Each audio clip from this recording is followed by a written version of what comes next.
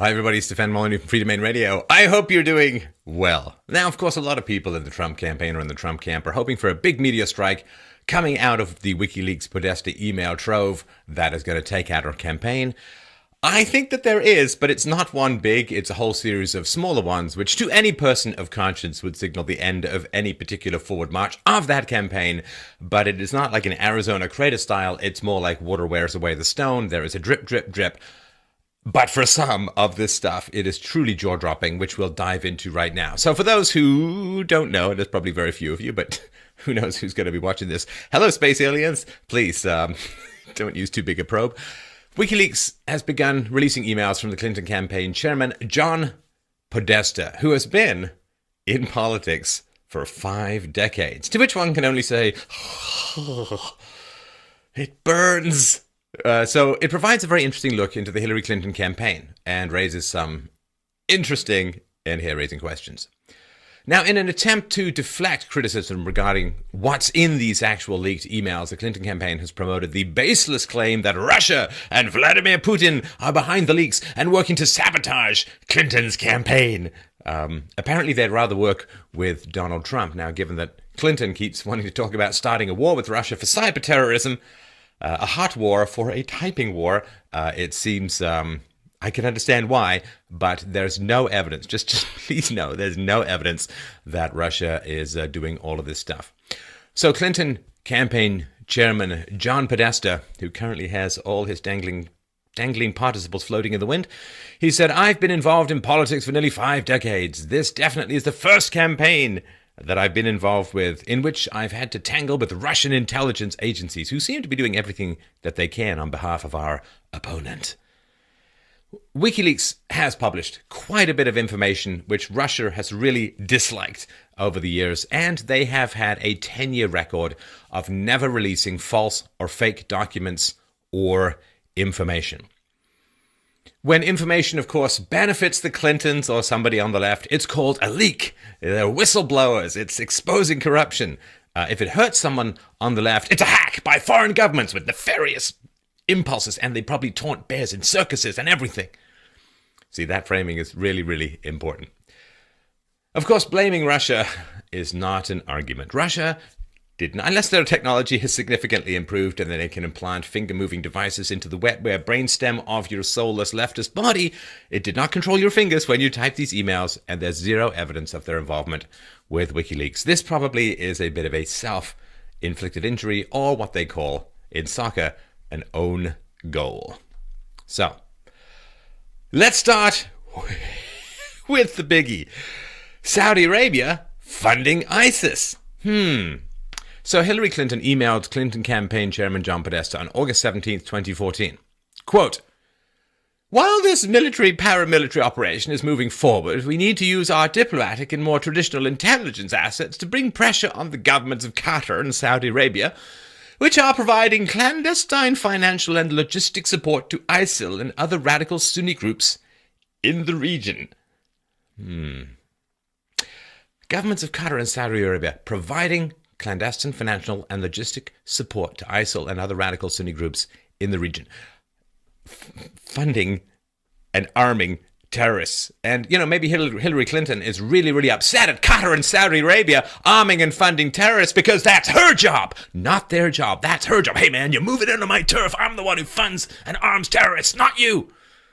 Now get back to your own corner, or I'm calling a burner because I watched The Wire once. I did. It's a good show. She went on to say, "This effort will be enhanced by the stepped-up commitment in the Kurdish regional government.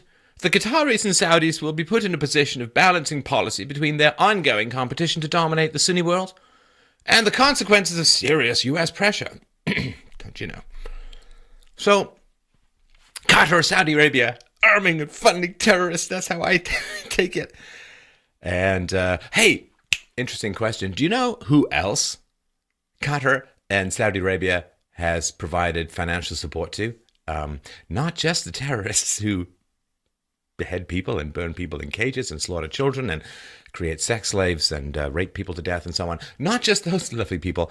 They have also provided financial support to the Clinton Foundation. See, Qatar has donated between $1 million and $5 million to the Clinton Foundation, while Saudi Arabia has given Hillary and Bill Clinton's foundation upwards of $25 million. I don't think there's any word on how much they've actually funded ISIS, but it doesn't really matter. So this woman, the Clintons, are knowingly taking money from governments that fund terrorism. They have not said we're going to return it. They have not said we're shocked and appalled. They're saying quite clearly here in her email, she knows that they're funding terrorism. So maybe they can cut us a check too. two for one. Oh my God. Not to me. Headshot. That's a kill shot right there. Right there. You say anything about women's rights while taking money from Saudi Arabia? Are you kidding me? You say anything about gay rights while taking money from Saudi Arabia? Are you kidding me? Look, I know people out there, you want government money, but please, dear Lord above, think of your conscience, think of your integrity, think of your soul. The people offering up this money have lots and lots of blood on their hands and on their dollars. This is not clean money. How is it working for the Clintons? Well, it can make you a bit of a leadfoot when facing water. Former Clinton advisor Doug Bond to Cheryl Mills and John Podesta, December 8th, 2011. Late last night, Laura Graham called me as she couldn't reach my brother or her shrink. She was on Staten Island in her car, parked a few feet from the water's edge with her foot on the gas pedal and the car in park. She called me to tell me the stress of all of this office crap with WJC and CVC, that's Bill Clinton, I assume, and Chelsea Clinton, as well as that of her family, had driven her to the edge and she couldn't take it anymore. I spent a while on the phone with her, preventing her from doing that, as I have a few times in the past few months, and was able to reach Roger and her shrink. Bruce said the stress of specifically the office had caused his very serious health issues, as you both know. But I'm sure Chelsea is more concerned with a mostly false story in the distinguished New York Post about MF Global and Teneo, not her role in what happened to Laura/Bruce, what she is doing to the organization, or the several of stories that have appeared in the New York Post about her father and a multitude of women over the years. So apparently this woman suicidal, facing the water, foot on the gas pedal, ready to drive in and end it all. So either she was sane and was driven suicidal by working in this environment, or she was crazy to begin with, but they hired her anyway. There's no fork in the road there that leads to any kind of good place. Bill Clinton's history. Hey, I wonder if that's going to be a problem. Journalist Brent Budowski's John Podesta, January 1st, 2016. Quote, I had a multi-email exchange with someone in the media this morning, a name you would know, who was telling me that there are people close to the Clintons who say Bill's sex life could be damaging to her. I responded that I totally disagree with that Bill's presidency and his personal appeal are huge assets, and that I do not believe people who are the closest to the Clintons believe what this person in the media is hearing from somebody. Now, okay, I mean, there's a lot to be said about this, and you can check out my interview with Roger Stone and read his book, The Clintons' War on Women. It's not his sex life that is the problem. Saying that Bill Clinton's sex life is the problem is like saying that a bank robber has a job. No, it's not his sex life. It's not affairs. It's not the fact that he inserted a cigar into Monica Lewinsky's vagina and then smoked it. It's not that he exploited his power as the president to use a lowly intern as his own geisha/handkerchief for wiping himself off. It's not the sex life. It's not the voluntary stuff is gross enough. It's the fact that he's been accused of rape and abuse and harassment. It's not a sex life. And what's interesting here, so of course they reframe it as a sex life, but there's no moral horror here. Could be damaging to her. That's really the only thing. And here's the thing too. I mean, this is sort of a by the by. I just dropped this in, but the choice to focus on Donald Trump saying the word pussy 11 years ago really opens the floodgates. I mean, what a terrible move. What a terrible move to make. If the rumors are true that it came out of Republicans, unbelievably gross. We'll get to that another time. But the comedian who was just joking about Bill Cosby. Sorry, my Bill C's getting mixed up here. The comedian, Hannibal Buress, I think his name was just making jokes about Bill Cosby being a rapist, and that's changed everything. His new show was canceled. He's now in, endless legal limbo and so on. So Hillary Clinton deciding to run brings all of Bill Clinton's past allegations of sexual abuse and rape to the forefront.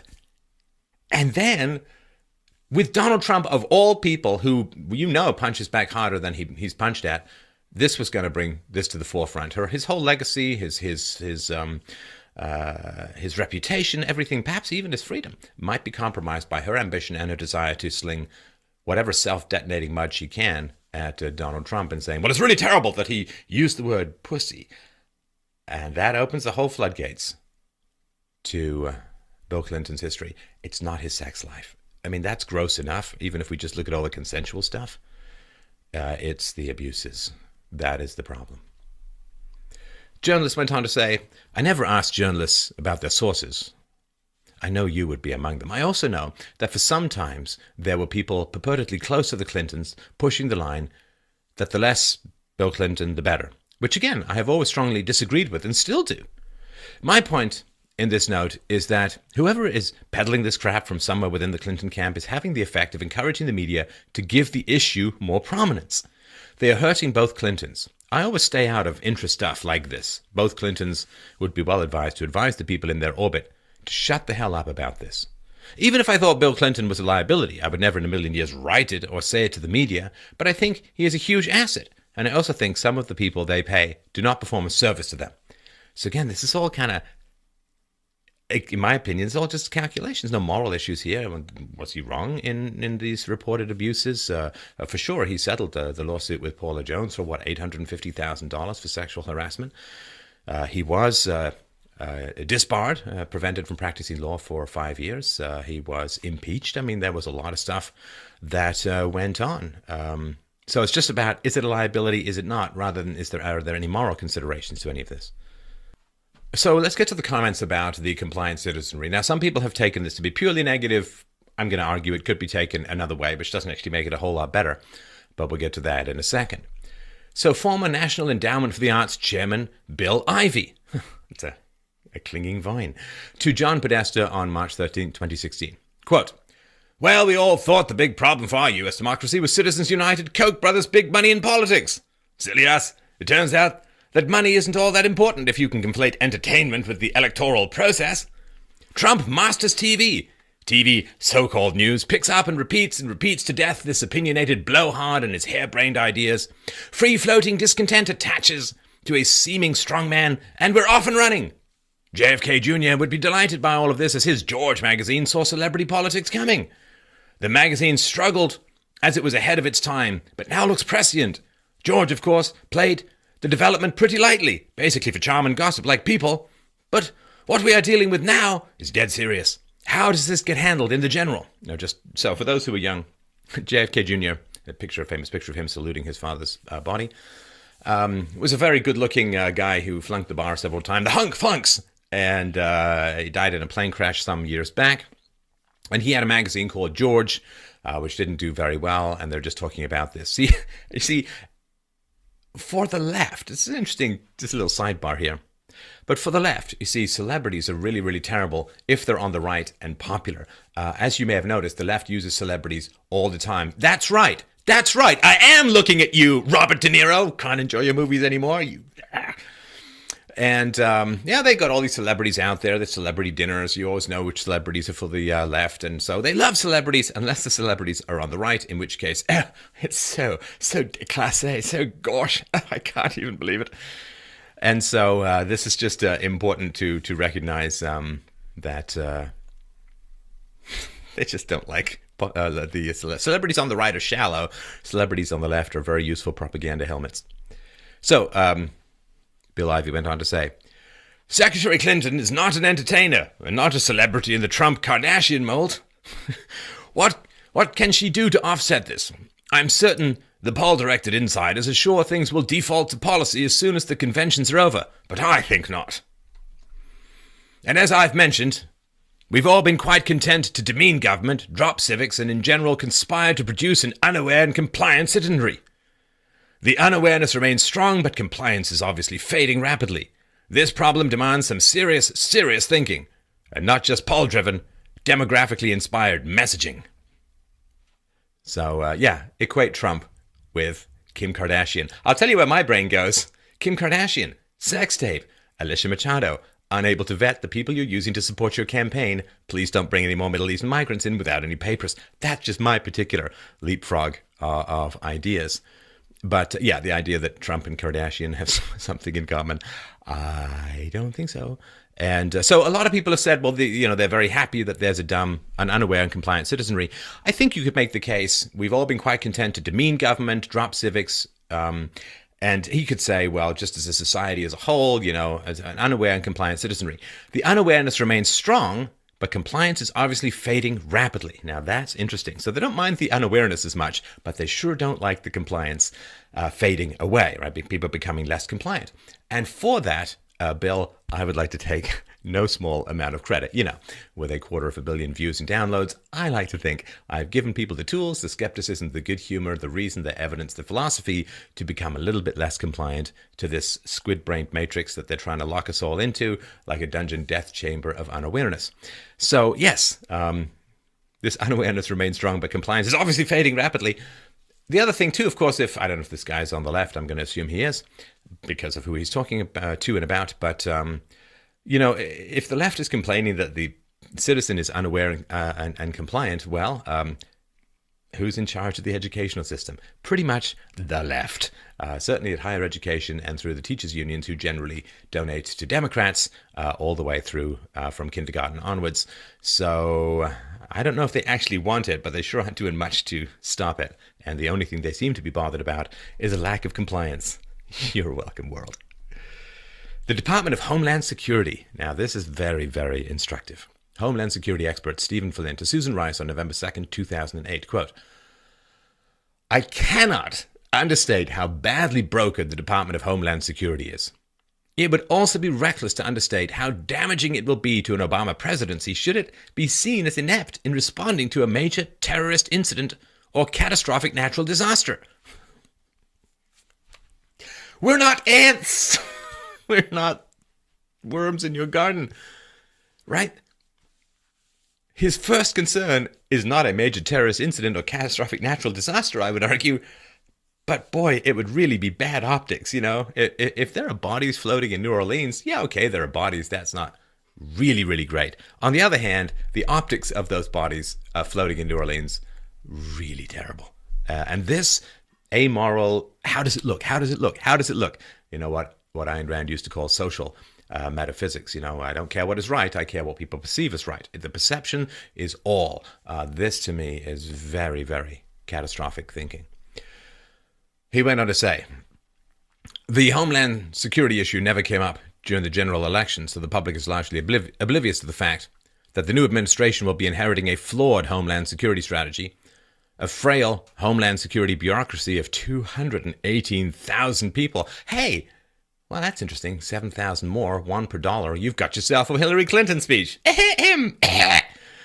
218,000 people who are suffering from low morale and contentious congressional relationships and a national state of unpreparedness. When tested and the federal Homeland Security apparatus breaks, and it will, President Obama will own the failure. See? Just optics. Just doesn't matter how many people die if it fails. The optics. He went on to say, DHS has managed to frustrate or alienate every constituency that is essential to its mission. State and local Homeland Security officials, police and emergency responders, industry, working groups from all the critical infrastructure sectors, the other federal departments and agencies with overlapping jurisdictions, foreign counterparts in Canada, Mexico and EU, and the myriad congressional members and committees and subcommittee staffs that have oversight responsibilities. I gotta tell you, I almost admire that. I mean, the fact that you can frustrate or alienate every single person and group that you come in contact with, domestically at every layer of government, overseas. Jellyfish hate them. The pterodactyls are coming back to life to squawk and regurgitate ancient prehistoric vomit under their heads. They've managed to upset every space aliens have targeted just this place alone. The galaxy is offended. That is a special kind of talent, to just be so abrasive that there's absolutely no one on the planet you've come in contact with who likes you. Good job. I'm sure everyone feels more secure. He finished off by saying, all of DHS's major acquisition programs are plagued by technical problems, cost overruns, and missed deadlines that will require immediate managerial attention. So, again, I don't know what the full context of all these emails is, but just from this stuff, it's like, there's a huge problem. We really don't want that problem to attach to us and make us look bad. I think there may be more to it than that. And again, all these people who are in the government, who see how the government doesn't work, who want more government. You know, this is a government department that's really, really terrible. Everybody hates it and it can't do a terrible job and people are probably going to get killed because it's so bad. So let's have the government take over healthcare. How does this work in people's brains? I don't know. I can't figure it out. Susan Rice replies, obviously this raises a range of concerns about Steve and the possibility that this will leak, among others. So the leak is the problem, apparently, not the fact that there's this incredibly dysfunctional, massive government apparatus. Conservative Catholicism apparently was in the target, and there's always been a bit of a suspicion that people on the left are fairly contemptuous of organized religion, because it's a competitor to the state. Senior fellow at American Progress, John Halpin, emailed a message titled, quote, Conservative Catholicism, end quote, to John Podesta and Jennifer Palmieri on April 11th, 2011. Quote, Ken Alouetta's latest piece on Murdoch in The New Yorker starts off with the aside that both Murdoch and Robert Thompson, managing editor of the WSJ, are raising their kids Catholic. Friggin' Murdoch baptized his kids in Jordan, where John the Baptist baptized Jesus. Many of the most powerful elements of the conservative movement are all Catholic, many converts, from the SC and think tanks to the media and social groups. It's an amazing bastardization of the faith. They must be attracted to the systemic thought and severely backwards gender relations, and must be totally unaware of Christian democracy. See, just to break scene, break character. John seems to be really, really concerned about severely backwards gender relations. But I don't know what his stance is, but I know what the left stance is in general. What do the Democrats think about bringing lots of people in from the Middle East? Hey, how are gender relations in the Middle East? Would you characterize them as severely backwards compared to, say, conservative Catholicism? I wonder. I wonder. Clinton Communications Director Jennifer Palmieri responded, quote, well, I imagine they think it is the most socially acceptable politically conservative religion. Their rich friends wouldn't understand if they became evangelicals. John Halpin responded, excellent point. They can throw around Thomistic thought and subsidiarity and sound sophisticated because no one knows what the hell they're talking about.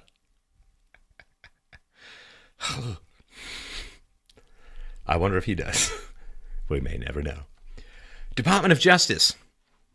Collusion? Question mark? I mean, okay, let's just dig into this. So Clinton campaign spokesman and former Justice Department spokesman Brian Fallon on May 18th, 2015, quote, DOJ just filed a briefing saying the government proposes releasing HRC's cache of work-related emails in January 2016. Clinton aide Cheryl Mills responded, get out! Exclamation mark, question. Brian Fallon on May 19th, 2015. DOJ folks informed me there is a status hearing in this case this morning, so we could have a window into the judge's thinking about this proposed production schedule as quickly as today. Now, I'm no lawyer, I'm no legal expert. I don't know that if the DOJ is working on something that the folks at the DOJ are supposed to inform you about what's going on and give you a window into the judge's thinking about this. Again, I'm no expert, and if you are a lawyer or know more about this, please let me know in the comments below. That doesn't seem right to me at all. I wonder if the average person, when the DOJ is working on stuff to do with them, can get this kind of information. I'm going to guess not. So according to Trump campaign spokesman Jason Miller, quote, "The email shows a level of collusion which calls into question the entire investigation into her private server.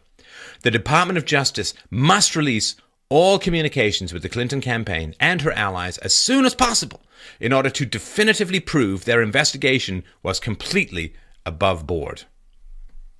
Yeah. I will not be holding my breath for that one. Republican National Committee Chairman Reince Priebus said, "Emails showing the Department of Justice was giving Hillary Clinton's campaign inside information about an ongoing investigation into her email server is deeply disturbing and raises even more questions about Bill Clinton's tarmac meeting with Attorney General Loretta Lynch.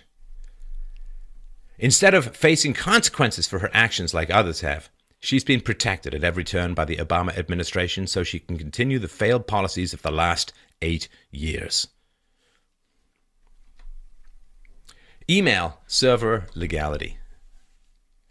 So, I don't know, this is like watching a naive child wander into a propeller blade, but former LinkedIn General Counsel Erica Rottenberg email to Clinton Chief Technology Officer Stephanie Hannon and Clinton Senior Policy Advisor Ann O'Leary, June 21st, 2015. Quote, "Okay, one thing to use personal email, but why the twisted truth, not my words, on why, with the two problematic areas being A, emails to Bill when they were to Bill's staff, and B, I only used one device, BB, BlackBerry I assume, when 2 weeks earlier it was an iPhone, BB, and iPad. As Anne and I discussed, hopefully that's a timing issue, and whilst in state she only used one." Smiley face. Boy, nothing says professionalism like an emoticon.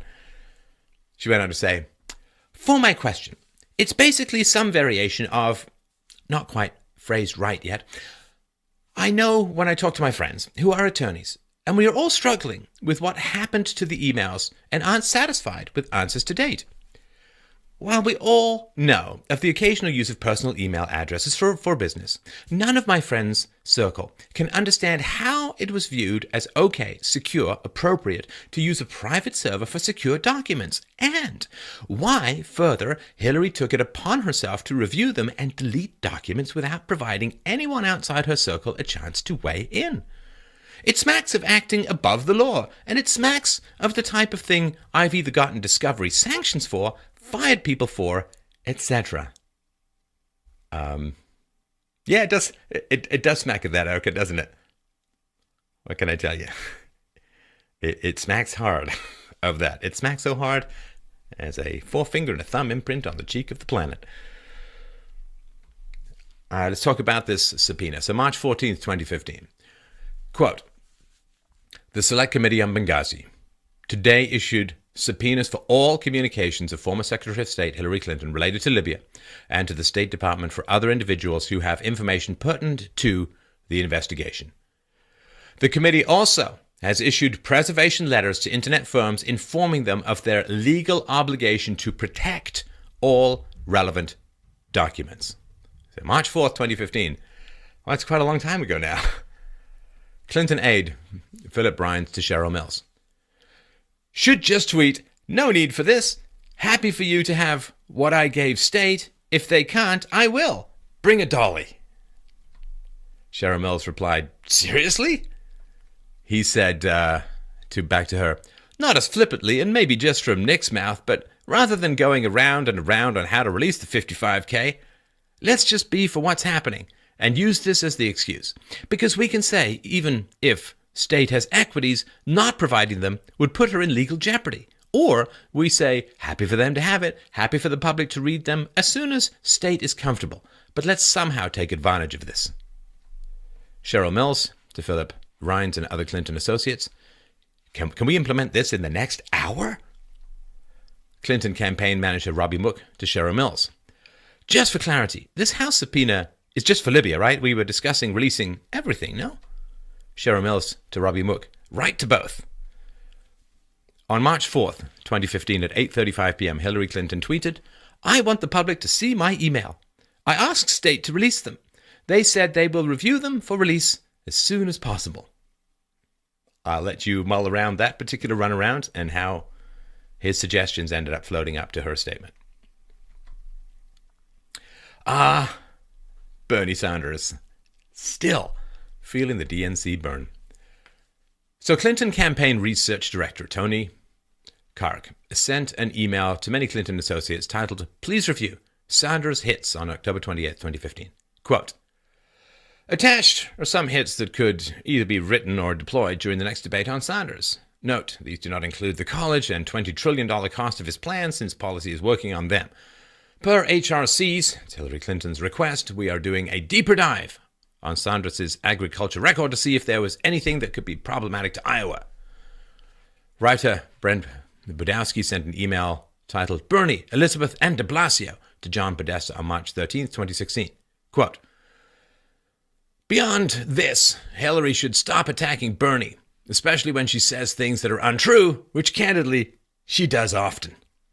I am one of the people with credibility to suggest Bernie people support her in November, and she and Benenson and others have no idea of the damage she does to herself with these attacks, which she does not gain by making." So, inside they're saying, yeah, she's saying things that are not true, and she does a lot of that. Does she have any particular moral problem? No. It's not good strategy. I guess if it is good strategy, it's fine, but it's not good strategy, and so she shouldn't do it. He went on to say, "Instead, the smart move would be to look for issues where she can dovetail with Bernie. One I am definitely going to suggest would be to take his proposal for a free public college education paid for by a transaction tax on Wall Street speculation and add one new dimension, that to receive this benefit, young people should devote 1 year to some form of community or public service. There is no reason why Hillary cannot not support this." That's a lot of negatives. So, what is that? Just hijack Bernie's position? Just come up with positions to attract Bernie's people and so on? And what, a year? Community or public service? Are you kidding me? So the government takes money from taxpayers by force, uses it to fund education, and in return, people work for the government for free. Yeah, that's a pretty good deal. I guess I can run a farm if I'm a bank robber and pay people who work on my farm with money taken from a bank. Oh well, only amateurs rob banks. Real professionals run banks. There's much more theft in that.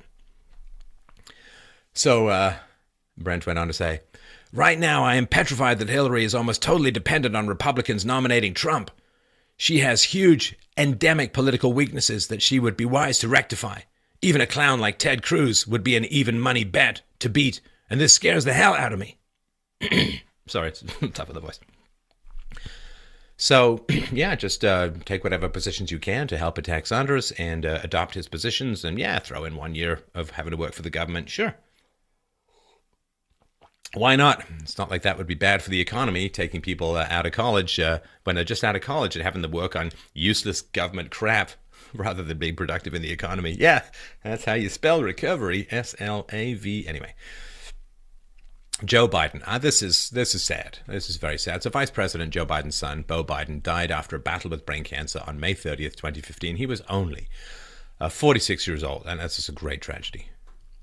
Now, Biden, of course, went back and forth on whether to run for president of the United States, but ultimately decided against it, saying that his heart and head wouldn't be in it due to grieving, obviously, his son's death. But maybe that wasn't the real reason. Former Joe Biden Chief of Staff Ron Klain to John Podesta on October 14th, 2015.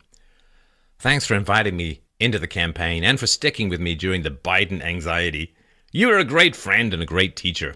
It's been a little hard for me to play such a role in the Biden demise, and I'm definitely dead to them. But I'm glad to be on Team HRC and glad that she had a great debate last night. Thanks, John." So this is a little bit of tea leaf reading, but look at this, the Biden anxiety. Something was going on that was making Biden anxious. He says, "It's been a little hard for me to play such a role in the Biden demise." What role would his chief of staff play in the Biden demise? Hard on him. Did they have something on him? Was he threatened with something? Were there negative consequences? And he says, "And I'm definitely dead to them." So he did something that really alienated his former team. and he played a role in the Biden demise. We'll probably never know, but you ever go to those restaurants where you're like, oh, the food looks good, but a bit of a funny smell? Well, that's my experience with that paragraph. Hillary Clinton in August 2015. Vice President Biden is a friend of mine. He and I were colleagues in the Senate. I worked with him as First Lady. I worked with him in President Obama's first term.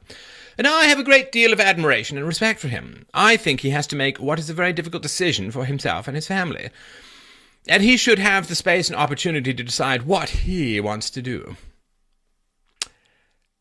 It's been really hard for me to play such a role in the Biden demise. And I'm definitely dead to them. Let's just drop that dialogue into The Sopranos and see if it seems out of place. There's a little thought experiment for you. Democratic debates. All right. How were they decided on, right? So this is the debates. Democratic consulting firm Dewey Square Group founder Charlie Baker sent a DNC debate proposal to Clinton associates John Podesta, Robbie Mook at Ron Klain, April 27, 2015. Quote, through internal discussion, we concluded that it was in our interest to 1. Limit the number of debates and the number in each state. 2. Start the debates as late as possible. 3. Keep debates out of the busy window between February 1st and February 27th, 2016, Iowa to South Carolina. 4. Create a schedule that would allow the later debates to be cancelled if the race is for practical purposes over. 5. Encourage an emphasis on local issues and local media participants in the debate formats. And 6.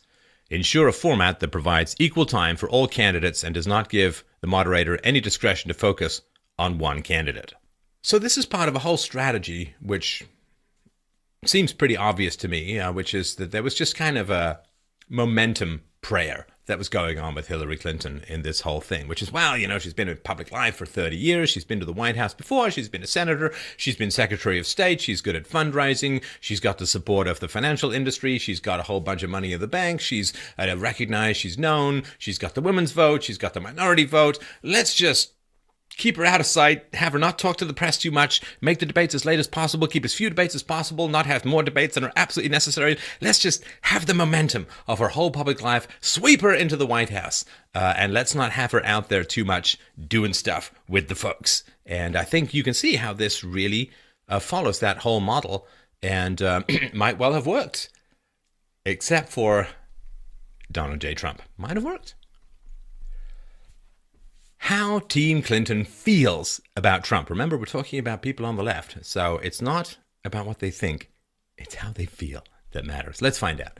New York Times political correspondent Patrick Healy to Bill Clinton press secretary Angel Urena and Bill Clinton chief of staff Tina Flournoy on February 29, 2016. Quote, we're told that President Clinton, like Mrs. Clinton and some other Dems, thinks that Trump would be a formidable opponent in the general election, and the Dems are in a form of denial if they dismiss Trump as a joke who would be easily defeated in November.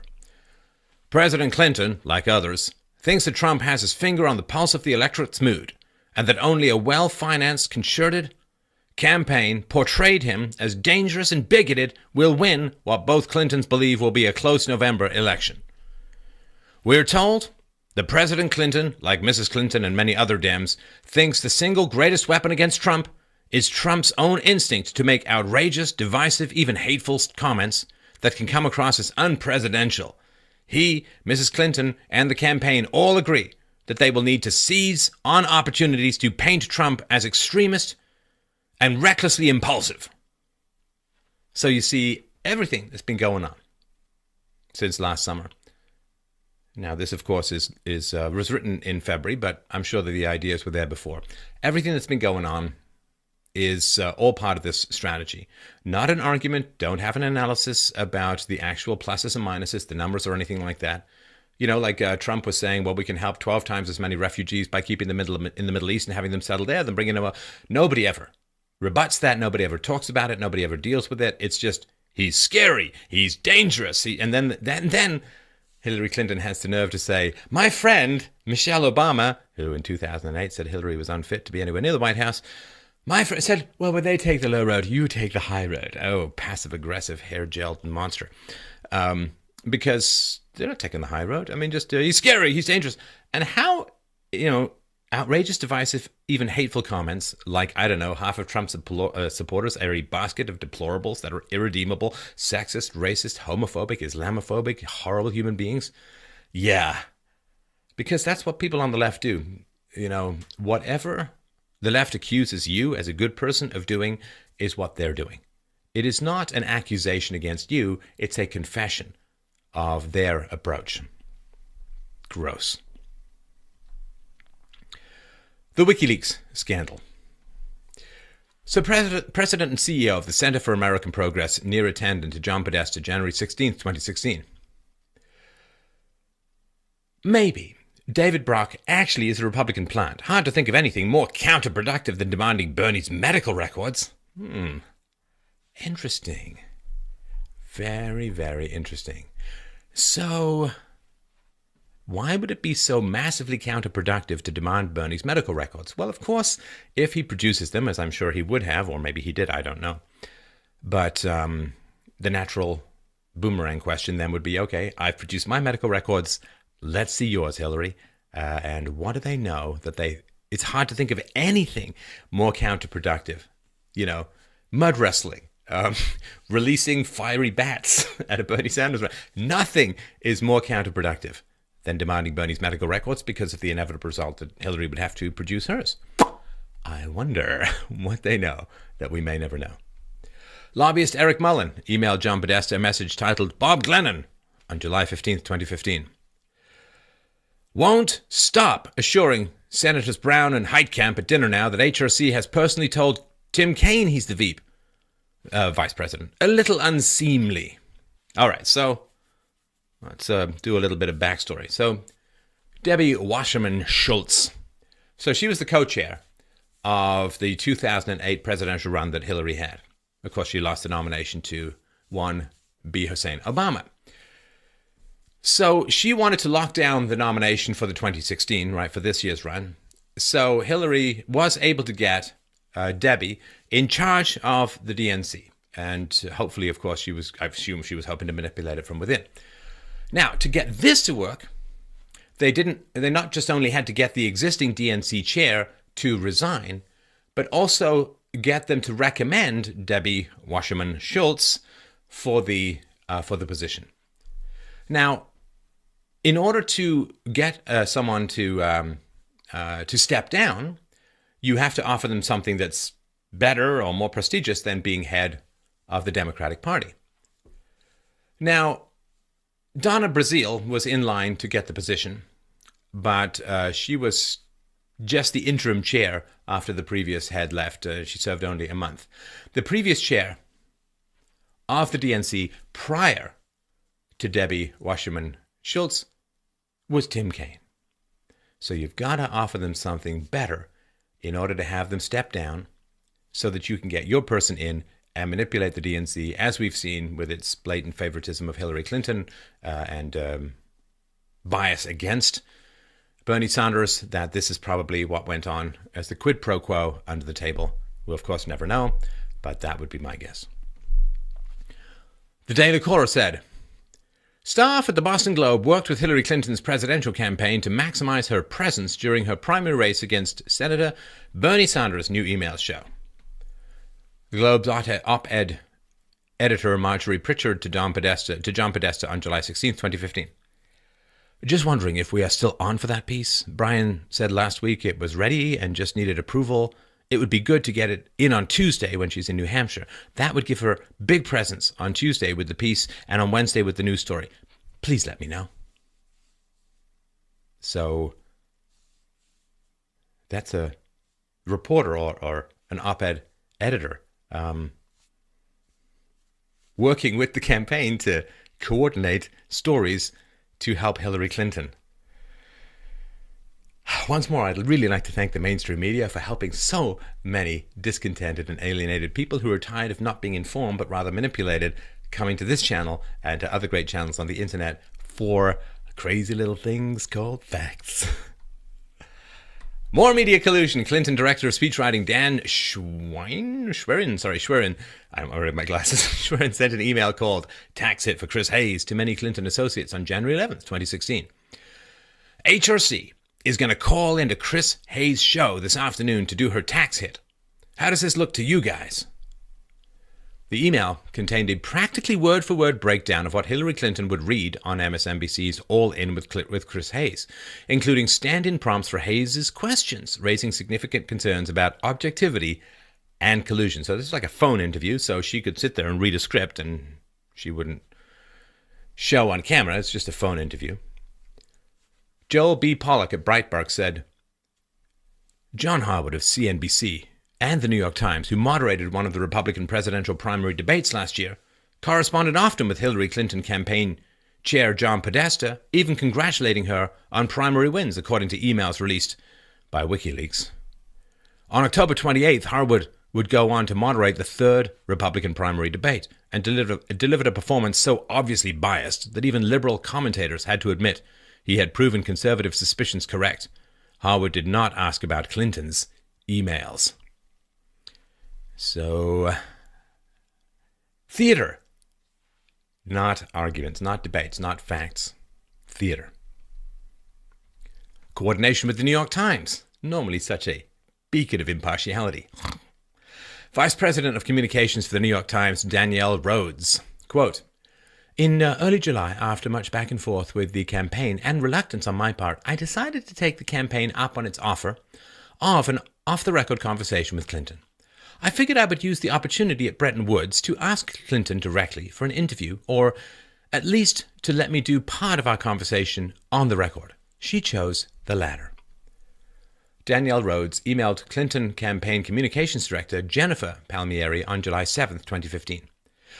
I wanted option to use the following, obviously wouldn't use all, but a portion. These exchanges were pretty interesting. Would love the option to use, I've eaten moose too. This is, I think, her quoting Hillary. I've eaten moose too. I've had moose stew. Yeah, in Alaska, moose stew. So that's why I always got a big kick out of Sarah Palin with all of her. We're cooking up some moose stew here. Jennifer Palmieri responded, fine to use the moose, but appreciate leaving the mention of Sarah Palin out.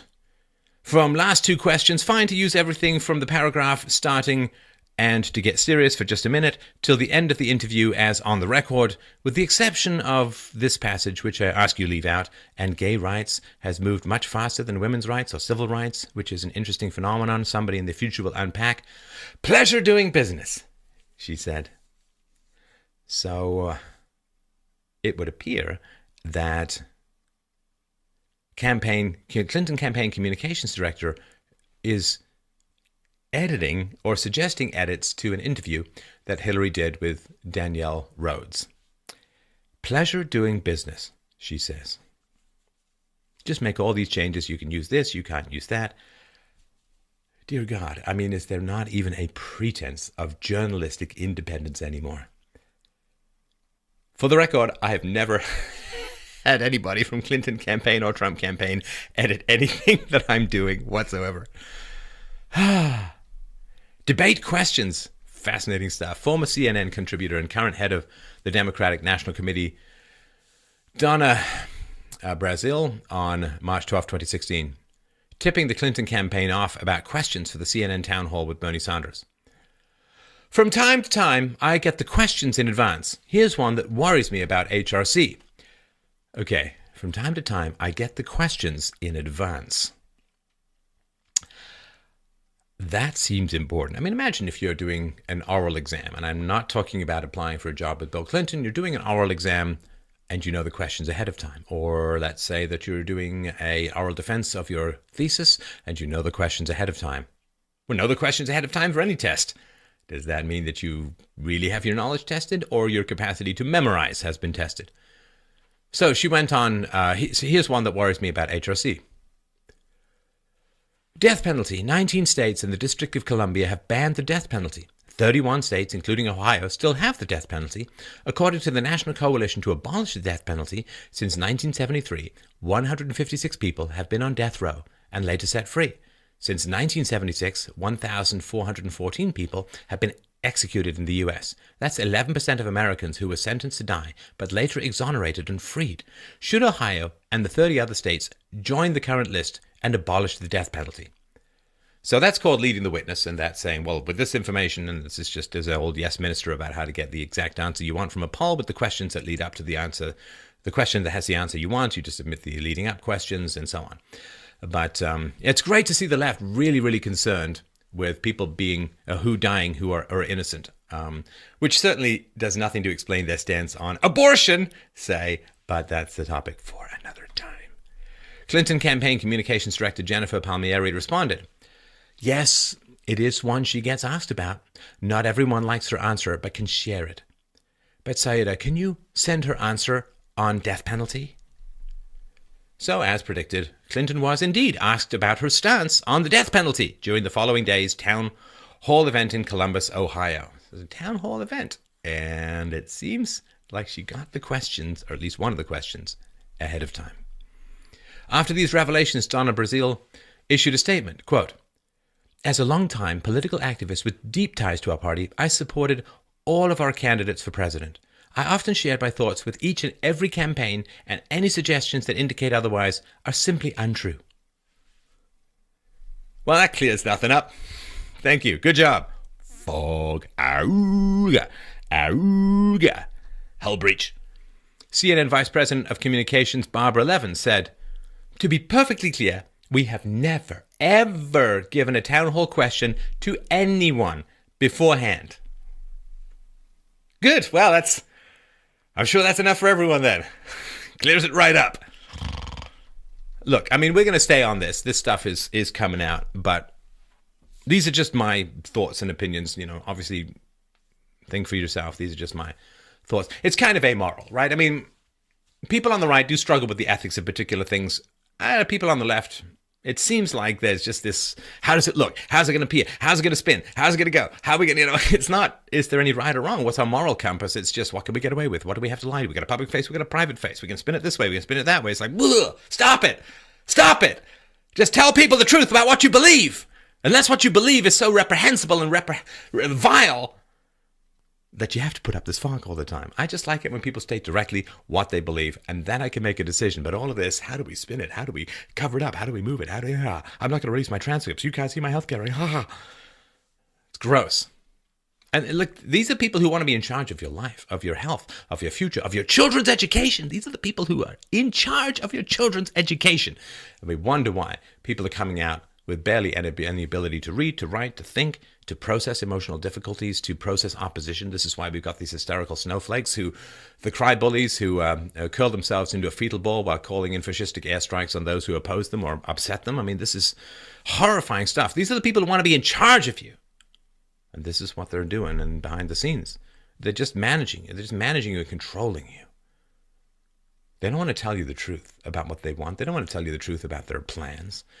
What do you want to hear? What do you want to hear? And what can I tell you that you want to hear so you'll give me the power? And this is not... The power corrupts. And the more power, the more corruption in general.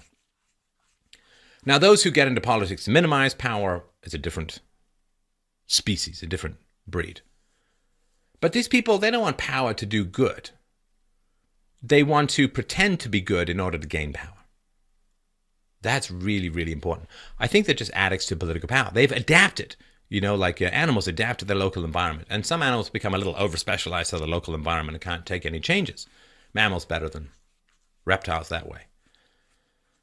So they're addicts. They're addicts to political power. They get the dopamine hit from getting political power. That's what they're in search of. And they really like it when people kiss the ring because they hold all this government money and government power and they want it to be able to hand it out so people come to them and they have value because of all the stolen stuff they can hand out to everyone else, not because they've created or produced something real in the world, right? They just have power, the power to reward their friends and punish their enemies. And that's what gives them value, is their wielding of the power of coercion, the power of money printing, the power of taxation, the power of regulation, the power of the state.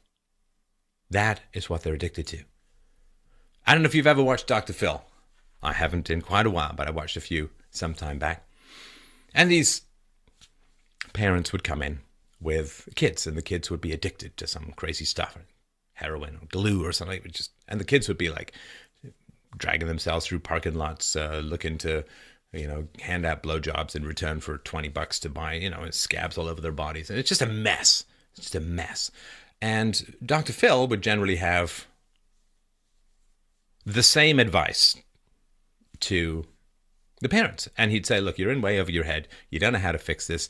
You need professional help. And we got to take your kid right out of the situation. We're going to send them off to some recovery center or some rehab center in the middle of nowhere where they're going to hug horses and get better. Well, when it comes to people who are addicted to political power, and this is on the left and the right, people who will just say anything to try and tickle your happy bone in order to get power over you. What do you want to hear? What do you want to hear? Okay, I'll tell you that. Oh, what is Bernie Sanders saying? Do they like that? Okay, let's say that. Whatever we got to say. Whatever we got to say. They're addicts. They're addicts to power. And Dr. Phil used to say to people whose family members were addicts, you're done. These people need to be out of the equation. People need to be gone. These people need to be gone. These people need to be gone.